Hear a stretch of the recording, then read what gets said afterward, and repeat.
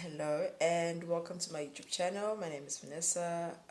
On my channel, we discuss like different subjects or different topics that come to mind. As I'm embarking on my journey in terms of like, godly dating and femininity and all those aspects. So today I'd like to discuss godly dating. There's actually somebody that's just been curious about what godly dating is, and hence I'm ready to actually record and put this video up. But yeah, godly dating for me, from my own personal perspective, would be dating intentionally and being with whoever you want to be with intentionally, and making sure that this person suits your needs. Whatever, are you ready to be with this person? Are they intentional in your dating, or are they just with you for fun? Are you their toy? Stuff like that. So I'm just gonna enlist a few things. It's not a few, it's about like 12, but I'm just going to enlist 12 points, which I see would actually like help if you would like to embark in godly dating. Point number one, before you embark on your godly dating, would be to dethrone your ex and all situationships. Look, when you dethrone those people, you're removing them from the seat in which you want your king to sit. So nobody will come, no king will come and sit on somebody else's throne. So once you've dethroned them, then that makes it easier for God to see that you're ready to embark on being somebody that He has chosen for you, and somebody that you have prayed for. Now, point number two, write a list of the qualities that you want in a man, but also make sure that you're like able to match up with whatever list you've written. I mean, there's no use of saying you want somebody that works out, somebody that goes to the gym, someone that loves himself, somebody that takes care of himself, so not only externally but internally as well. And only to find that you can't do that. So make sure that you match up to whatever list you're writing, match up to that, so that you have the same qualities of the person that you want. The third point would be you need to pray about it. Now, look, when you're praying about the situation, you're going to get tested quite a lot. God's going to want to see that you've totally dethroned the people that you said you've dethroned, that your seat is probably really empty. So all of these people that you've removed from your life or from your heart per se will keep popping back by. You'll get calls, you'll get attention from those you think that you have dethroned. And if you haven't dethroned them, God will not give you what you want. You're reserved. The king that is reserved for you will not come about, because you haven't really emptied the throne if you're still stuck entertaining situationships or people that used to be in your life, and people who you were around and things didn't work out as well. Also, the fourth point is you need to pray about it. You need to fast. You need to fast and show God that you're intentional. This is what you want. And also remember to pray and fast, but not to be in a hurry as well, because we need to wait for God's timing. You don't just throw yourself in there, expecting results in like 6 weeks, like these fad diets that we embark on. You need to wait. Know that I've prayed, know that I've fasted, and also, be ready. Prepare yourself mentally to be around that person, which comes to my fourth point. Change your mindset. Changing your mindset means look at things in a different perspective.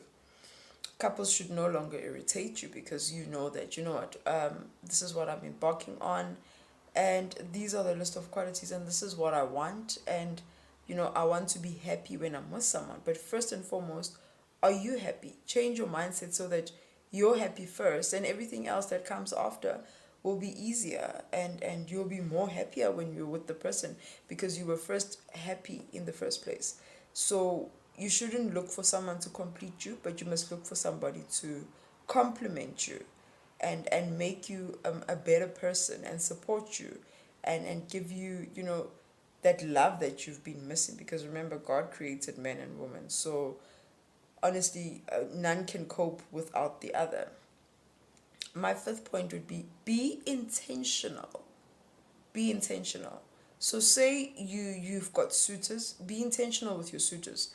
Put everything in black and white. Tell the person, you know what, if I'm going to be with someone, this is what I want.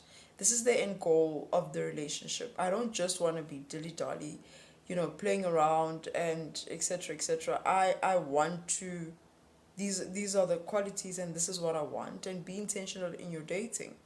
Don't just, date for the fun of it and have like 600-700 suitors following you, and you're not intentional with anyone, because that'll then put you in another confused state, and we don't want to be confused. Point number 7, you need to become a traditional woman. Okay, a traditional woman is very attractive, by the way. She cooks, she cleans, she's got her own, she takes care. She's like a Proverbs 31 type of woman. She knows who her father is, and she will do things according to how her father has written in our Bible. She will do things according to our parents and our grandparents has raised us to be the women that we are. But with societal norms, we tend to deviate from all of that. So just make sure that you research a bit about being a traditional woman, and being a woman of high value and standards. And being a woman of high value and standards doesn't just go back to monetary, because look, the moment you start saying a woman of high value, people just start thinking dollar signs and rand signs. But it's not all about that. Being a woman of high value is what type of energy do you have around you. Are you poised? Are you a princess? You can't expect princess treatment if you yourself cannot treat yourself as a princess. And then point number 8, you have to get rid of those skimpy clothes, because looking trashy, looking ragged, looking ratchet, and being a bad BBB, all of those things don't count if you want to be somebody's woman. You can pack them away, obviously, or no way you're supposed to wear your short shorts. I think a lot of people wear short shorts by the beach, so at least you'll know that you need to dress in a more decent and in a more tasteful manner. Point number 9 would be go to church. If you cannot practice the routine of like going to church, what type of a future wife are you going to be if you cannot have a routine, if you can not have like a routine for your week, if you do not serve the Most High God? What type of a good woman are you going to be if you do not serve your authority? Like I said in my previous video, a guy can have authority, but do you have who you report to? I report to God. So in all the things that I do, I think going to church is very important. Point number 10, be at your best shape. Be at your best shape. Look, you know what? Pull out the big guns.